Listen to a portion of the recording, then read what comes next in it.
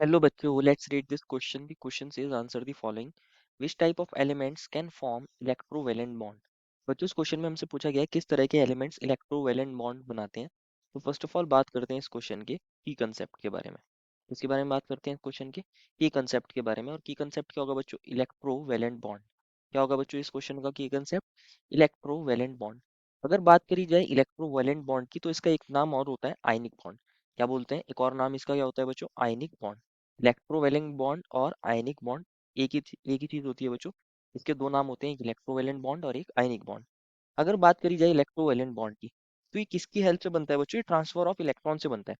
अगर मान लीजिए एक एटम ए है और इसने अपने इलेक्ट्रॉन्स ट्रांसफर कर दिए दूसरे एटम बी की तरफ, एक आयन के अंदर कन्वर्ट हो जाएगा, पॉजिटिवली चार्ज आयन के अंदर जिसको बोलते हैं कैटायन, और बी कन्वर्ट हो जाएगा एनायन के अंदर। ए के ऊपर आएगा प्लस चार्ज और बी के ऊपर आएगा negative charge.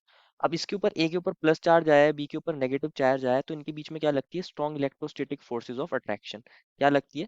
Strong electrostatic forces of attraction. Strong electrostatic electrostatic force of attraction. और इसी को बोलते हैं आयनिक बॉन्ड। इसी को बोलते हैं बच्चों आयनिक बॉन्ड। तो मेन चीज क्या है बच्चों? अगर बात करी जाए आयनिक बॉन्ड की या इलेक्ट्रोवेलेंट बॉन्ड की तो ये कैसे बनते हैं? By transfer of electron. कैसे बनते हैं बच्चों? By transfer of electron. एक या एक से ज्यादा इलेक्ट्रॉन्स के ट्रांसफर से जो बॉन्ड्स बनते हैं उनको बोलते हैं आयनिक बॉन्ड और electrovalent bond. By transfer of electrons, by transfer of electron. अब एक इलेक्ट्रॉन का भी ट्रांसफर हो सकता है, ज्यादा का भी हो सकता है। एक एटम अपने इलेक्ट्रॉन को लूज करता है, वो कैटायन के अंदर कन्वर्ट हो जाता है, और दूसरा एटम उसी इलेक्ट्रॉन को गेन करता है और वो एनायन के अंदर कन्वर्ट हो जाता है। और because oppositely charge ions generate होते हैं तो उनके बीच में एक strong electrostatic force of attraction लगती है, जिसकी वजह से वो बहुत पास पास होते हैं, और इसी को बोलते हैं बच्चों आयनिक बॉन्ड और इलेक्ट्रोवेलेंट बॉन्ड। तो इंपॉर्टेंट चीज क्या है इसको समझते हैं। इसका एक एग्जांपल ले लेते हैं बेसिकली, फिर समझते हैं उस चीज को। एग्जांपल ले लेते हैं। फॉर एग्जांपल अगर NaCl की बात करी जाए, NaCl, तो Na की अगर बात करी जाए तो सोडियम मेटल होता है, और सोडियम मेटल के पास उसका एटॉमिक नंबर 11 होता है। अगर इसके लिए कन्फिग्रेशन लिखी जाए तो इसके पास होते हैं 11 electron, 1s2, 2s2, 2p6, 3s1। तो ये क्या काम करता है? सोडियम क्या काम करता है? Na प्लस के अंदर कन्वर्ट हो जाता है। अगर ये Na प्लस के अंदर कन्वर्ट हो जाएगा तो ये इसकी इलेक्ट्रॉनिक कन्फिग्रेशन क्या हो जाएगी? 1s2, 2s2, 2p6 और 3s में 0। अब इसके पास स्टेबल कन्फिग्रेशन हो गई है क्योंकि इसके सारे इलेक्ट्रॉन्स कैसे हो गए? कंप्लीटली फिल्ड हो गई। तो ये क्या काम करता है? इसकी टेंडेंसी होती है इलेक्ट्रॉन लूज करने की। Na किसके अंदर कन्वर्ट हो जाता है? Na प्लस, और एक इलेक्ट्रॉन ये लूज करता है। सिमिलरली अगर Cl की बात करी जाए बच्चों, अगर Cl की बात करी जाए तो Cl का जो नंबर होता है वो होता है 17 एटॉमिक नंबर। इसके पास 17 इलेक्ट्रॉन होते हैं, 1s2, 2s2, 2p6, 3s2, 3p5। 17 electrons है, एक इलेक्ट्रॉन p ऑर्बिटल में कम है। अगर ये इलेक्ट्रॉन को गेन कर ले तो इसके पास स्टेबल कन्फिग्रेशन हो जाएगी, तो ये Cl नेगेटिव के अंदर कन्वर्ट हो जाता है, क्योंकि Cl नेगेटिव की कन्फिग्रेशन क्या होगी? 1s2, 2s2, 2p6, 3s2, 3p6। अब इसकी कन्फिग्रेशन स्टेबल हो गई। तो Cl क्या काम करता है? Cl एक इलेक्ट्रॉन को गेन करता है और Cl नेगेटिव के अंदर कन्वर्ट हो जाता है।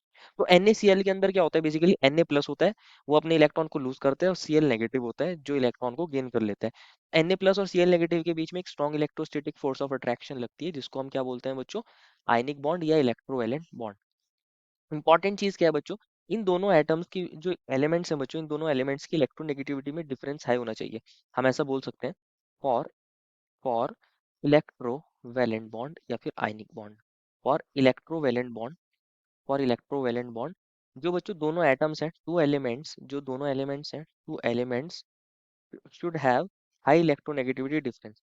इनकी इलेक्ट्रोनेगेटिविटी में डिफरेंस ज्यादा होना चाहिए। Should have high electronegativity difference, should have high electronegativity difference. Electronegativity के अंदर डिफरेंस ज्यादा होना चाहिए। Electronegativity difference, electronegativity difference. For example अगर हम सोडियम की बात करें, NaF की बात करें, तो Na की जो इलेक्ट्रोनेगेटिविटी होती है बच्चों, वो कितनी होती है? 0.9 होती है पॉलिंग स्केल पे।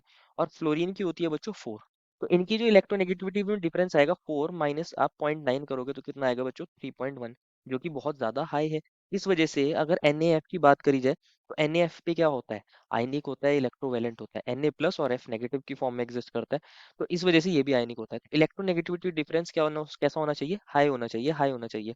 और ये जब पॉसिबल है, अगर जो हमारे पास जो कैटायन बन रहा है, जो एटम, जो एलिमेंट कैटायन के अंदर कन्वर्ट हो रहा है वो हाईली इलेक्ट्रोपॉजिटिव हो, और जो एनायन के अंदर एलिमेंट कन्वर्ट होता है वो हाईली इलेक्ट्रोनेगेटिव हो। तो इलेक्ट्रोवेलेंट बॉन्ड के लिए एक एलिमेंट तो होना चाहिए हमारा highly electropositive, highly electro positive, electro positive. और दूसरा एलिमेंट कैसा होना चाहिए बच्चों? Highly electronegative, highly electronegative. Highly electropositive element क्या करेगा? अपने इलेक्ट्रॉन को इजीली लूज कर देगा। और हाईली इलेक्ट्रोनेगेटिव एटम क्या करेगा? उसी इलेक्ट्रॉन को एक्सेप्ट कर लेगा, गेन कर लेगा और एनायन के अंदर कन्वर्ट हो जाएगा। तो हाईली इलेक्ट्रोपॉजिटिव और हाईली इलेक्ट्रो नेगेटिव एलिमेंट्स के बीच में जो बॉन्ड बनता है जनरली वो इलेक्ट्रोवैलेंट बॉन्ड होता है या फिर आयनिक बॉन्ड होता है। तो बच्चों इसको समझते हैं। अगर ए और बी दो एलिमेंट्स हैं और ये आयनिक बॉन्ड बना रहे हैं या इलेक्ट्रोवैलेंट बॉन्ड बना रहे हैं, ए कौन है हमारा? कैटायन के अंदर कन्वर्ट हो गया होगा, ए प्लस बी माइनस। अगर ए के ऊपर एक इलेक्ट्रॉन उसने लूज करा है तो ए प्लस बी माइनस। ए का आयनाइजेशन एंथैल्पी चेक करते हैं। ए क्या करता है? ए कन्वर्ट होता है ए प्लस के अंदर और इलेक्ट्रॉन के अंदर। तो इसके लिए आयनाइजेशन एंथैल्पी क्या होनी चाहिए? आयनाइजेशन एंथैल्पी कैसी होनी चाहिए? कम। दैट इज जो एनर्जी रिक्वायर करते हैं एक इलेक्ट्रॉन को निकालने के लिए, मोस्ट लूजली बाउंड इलेक्ट्रॉन को फ्रॉम आइसोलेटेड गैसियस एटम, वो कैसी होनी चाहिए? कम। अगर कम होगी तो एनर्जी कम देनी पड़ेगी, वो इजीली इलेक्ट्रॉन को लूज कर देगा, तो वो हाईली इलेक्ट्रोपॉजिटिव नेचर का होगा। हाईली इलेक्ट्रोपॉजिटिव नेचर का होगा। और बी के लिए क्या होनी चाहिए? Electron gain enthalpy. That means अगर बी इलेक्ट्रॉन को गेन करे और बी नेगेटिव के अंदर कन्वर्ट हो, तो इसके लिए जो इलेक्ट्रॉन गेन एंथैल्पी होनी चाहिए, जो एनर्जी रिलीज होती है आफ्टर गेनिंग ऑफ इलेक्ट्रॉन, वो कैसी होनी चाहिए? हाई। वो कैसी होनी चाहिए? हाई। इलेक्ट्रॉन गेन एंथैल्पी कैसी होनी चाहिए बच्चों? हाई।